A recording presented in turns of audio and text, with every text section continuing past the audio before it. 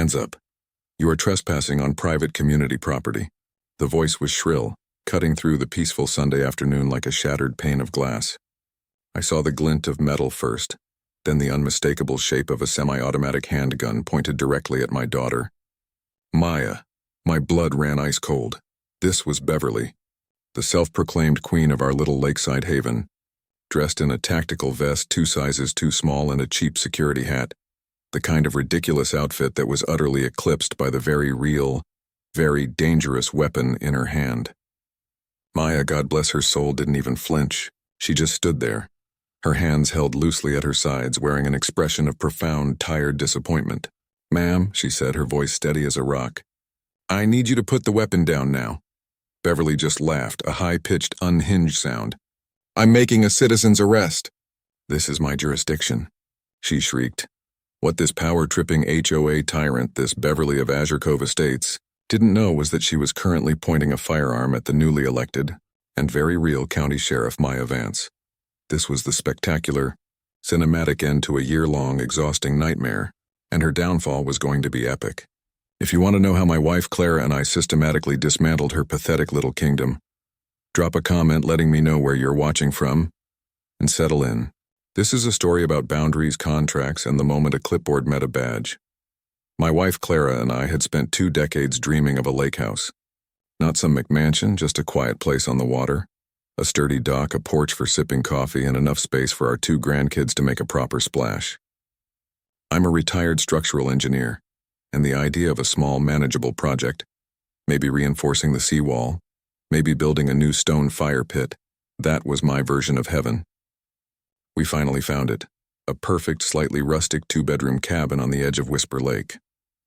The key, the beautiful, crucial fact that would later become our sword in this suburban war, was simple. Our lot, along with the 4 neighboring properties, was platted in 1965. The main development, the one that comprised the Azure Cove Estates HOA, wasn't incorporated until 1995. We were adjacent but legally distinct. This HOA was, for us, voluntary. We closed the deal, spent a blissful month painting and renovating, and moved in just in time for the summer sun. The first 2 weeks were idyllic. The loons returned, the sun dappled through the pines, and then we met Beverly. She arrived on a Tuesday morning driving a golf cart modified to look like a tiny police cruiser, complete with an illegally flashing yellow light. She parked at a ridiculous angle on our driveway and strode onto our lawn like she was General Patton inspecting the troops. She had that severe, tight-lipped look, big wraparound sunglasses, and an air of absolute, unshakable authority. She carried a clipboard like a scepter. "Welcome to Azure Cove Estates," she announced, not as a greeting but as a declaration. "I'm Beverly Hayes, the president. Our dues are $600 a year, payable by the 1st of next month. That covers landscaping, road maintenance, and our community security patrol, which I personally oversee." Clara, always the diplomat, smiled warmly. "Oh, that's very kind of you, Beverly. But we actually weren't aware there was an HOA. Our realtor didn't mention it, and it wasn't in any of our closing documents." That was the moment the mask of civic duty slipped. A flicker of something hard and possessive flashed in Beverly's eyes. "Well, of course there's an HOA," she said, her voice taking on a patronizing edge. "How else would we maintain the integrity and value of our community? Some realtors, they just don't do their due diligence. But not to worry. I'm here to get you squared away." She thrust a thick binder at me. "All the rules are in there. Lawn height, boat usage, approved paint colors. Sign the membership agreement at the back and get it to me with your check. Quick onboarding prevents misunderstandings. As an engineer, I live and die by contracts and legal frameworks. Something about her presentation felt fundamentally off. That night, I did what I do best. I researched. I spread our property survey and closing documents across the dining room table. I pulled up the county tax map. Bingo. Our properties were established in '65. The HOA was incorporated in '95. The road we lived on was a county-maintained access road, not a private community drive. Her jurisdiction was an illusion she had meticulously cultivated. Legally, Carol's authority ended precisely at the property line of the 1995 development. Her HOA was voluntary for us, an opt-in, not a requirement. A week later, I mailed a polite, carefully worded letter to her P.O. box, explaining that after reviewing our property documents, we were respectfully declining to join at this time. I thought that would be the end of it. How wrong I was. The first salvo in Beverly's war arrived 2 days later. A crisp white envelope, a first notice of violation. Our crime? Unapproved landscaping materials. It cited a small, neat stack of cedar planks I had beside the garage for a planter box project. Fine 75s doubling every 7 days. The absurdity was breathtaking. She was trying to enforce the rules of her club on a non-member. It was like a local golf league trying to fine me for using the wrong kind of tennis ball. I moved the lumber into the garage, refusing to engage in an argument. I was treating this as a simple miscommunication, but Beverly didn't operate on logic. She operated on pure distilled entitlement. Our polite refusal wasn't a rejection of her HOA. It was a rejection of her, and she couldn't have that. The notices kept coming. Improper waste receptacle display, unapproved fence repair materials, all followed by her golf cart becoming a constant, silent presence parked across the road, watching us. It was a juvenile, blatant attempt at intimidation that nevertheless poisoned the peace we had moved there for. The escalation came during my 65th birthday party. We had 20 people over. Around 3 p.m., Beverly's golf cart came roaring down the road and screeched to a halt, blocking the end of our driveway. She hopped out and stood in front of my friend's arriving car. "There's a noise violation in progress and you have an unauthorized number of vehicles," she announced, loud enough for everyone on our deck to hear. The bylaws state no more than 4 guest vehicles are permitted without prior notification. I walked down, trying to keep my voice level. "Beverly, these are my friends. This is my property. Your rules do not apply here, and you are blocking access to my driveway on a county road. Please move your vehicle," she shot back. "This road is maintained by the association," a bald-faced lie, "and your loud music and excessive traffic are impacting the quality of life for our members." That's when Maya, my daughter, the sheriff, who was watching from the porch, started walking down the driveway. She was in civilian clothes, jeans and a t-shirt, but approached the scene with a practiced, easygoing gait that I knew was her de-escalation mode. "Hi there," she said to Beverly, offering a friendly smile. "I'm Maya. Is there an issue?" Beverly looked her up and down, a sneer forming on her lips. "Another one? Your party is in violation of multiple community standards. I need you to disperse your guests now." "Which specific county ordinance are we violating?" Maya asked, her tone genuinely curious. The question seemed to throw Beverly for a loop. "It's not an ordinance. It's the community bylaws. They are legally binding." "Legally binding for members of your association, sure," Maya agreed pleasantly. "But my parents aren't members. So again, I'm just wondering what public law you think is being broken here that would give you the authority to block a public road and detain people." The word detain hung in the air like a thunderclap. Beverly, unused to being calmly questioned by someone who clearly knew a thing or two about the law, simply sputtered, took a quick photo of my friend's license plate, and moved her cart just enough for the car to pass. After the guests left, Maya went through my Beverly file. She read every violation notice, examined the plat maps, and saw the pattern of escalating behavior. "Dad," she said, tapping the bylaws, "this whole association might be a house of cards. Have you looked into their corporate status with the state?" I admitted I hadn't. That's when the first critical blow landed. Maya's admin dug up the state records. The Azure Cove Estates HOA had failed to file the required annual paperwork and pay the nominal fee. Legally speaking, the association didn't exist. It was a phantom entity. All of Beverly's actions, collecting $600 from approximately 40 homes, levying fines, signing contracts, were being done under the name of a dissolved corporation. This bordered on fraud. The final smoking gun came from Mr. Henderson, the perpetually terrified-looking gentleman who served as her vice president. I ran into him at the post office. He looked miserable. He leaned in close and whispered, "Frank, she just makes the rules up. We haven't had a real meeting with a quorum in over a year. And the dues? The snowplow contract wasn't renewed last winter. We were snowed in for 3 days until Tom and I cleared the road ourselves. The community dock has a rotten plank. She's collecting fees for services she isn't providing. It was a classic embezzlement scheme, hidden behind a thin veneer of HOA tyranny. Our refusal to join wasn't just an insult to her ego. It was a threat to her income stream. The plan was simple and two-pronged.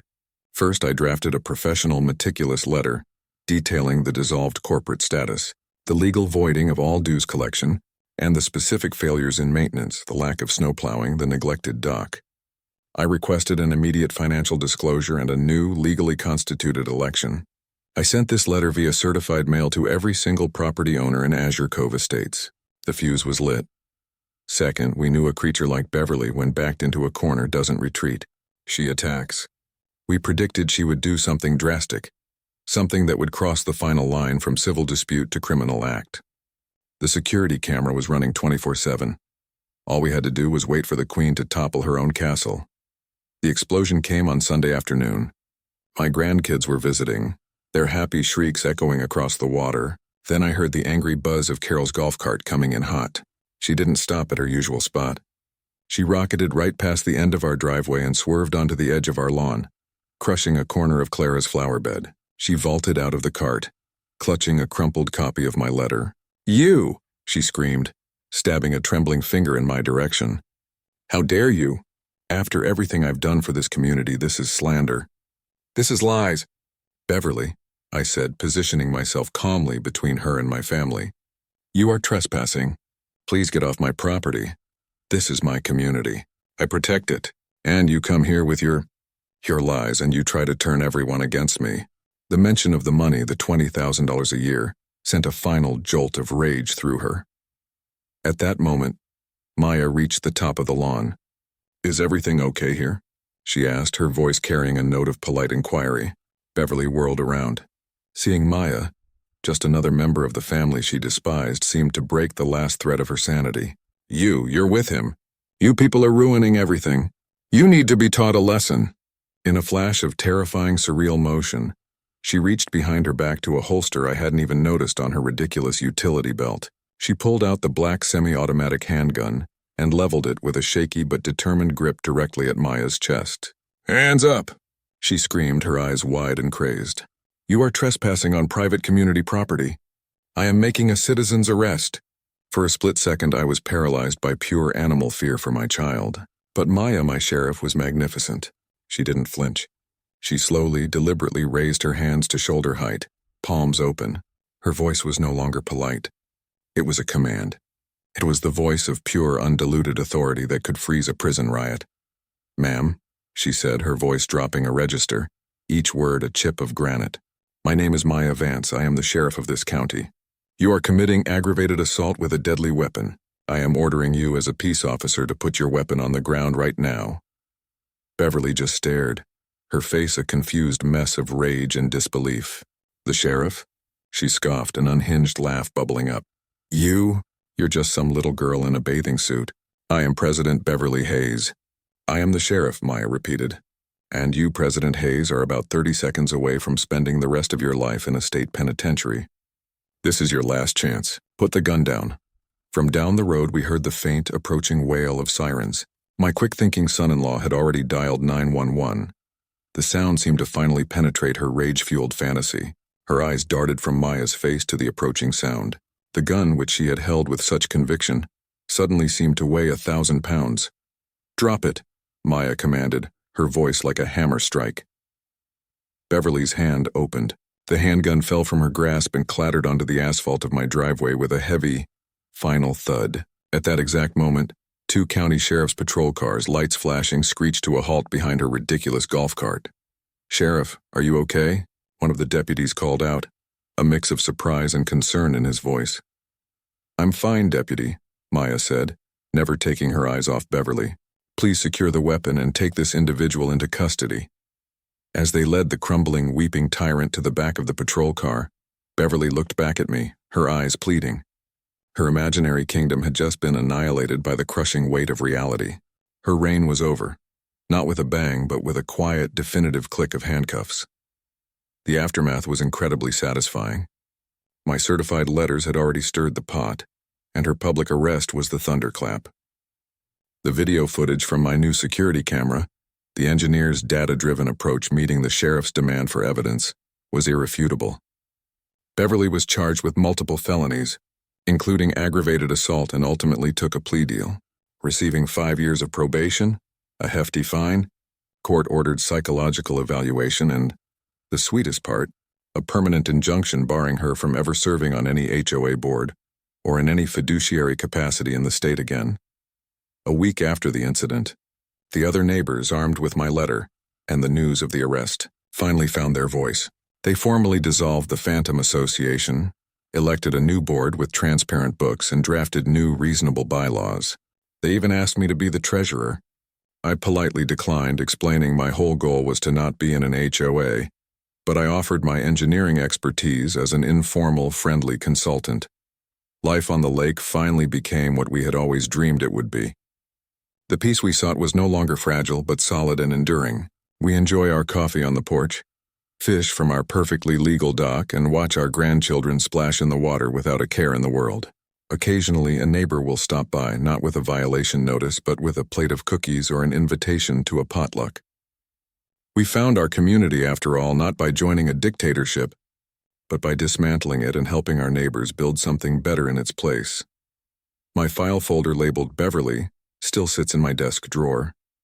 I keep it as a reminder that sometimes the most peaceful view comes only after you've weathered the storm, and that no bully, no matter how much authority they pretend to have, is a match for a well-prepared engineer and a very, very smart sheriff. Tell me what you think. Did Beverly's reaction, pulling a gun over an HOA dispute, stem purely from a power trip? Or do you think the financial pressure of the embezzlement charge pushed her over the edge? Drop a comment below and let me know your take on the psychology of the HOA Karen. And if you've ever had a run-in with a truly wild neighbor, hit that like button and share your story. I'd love to read it.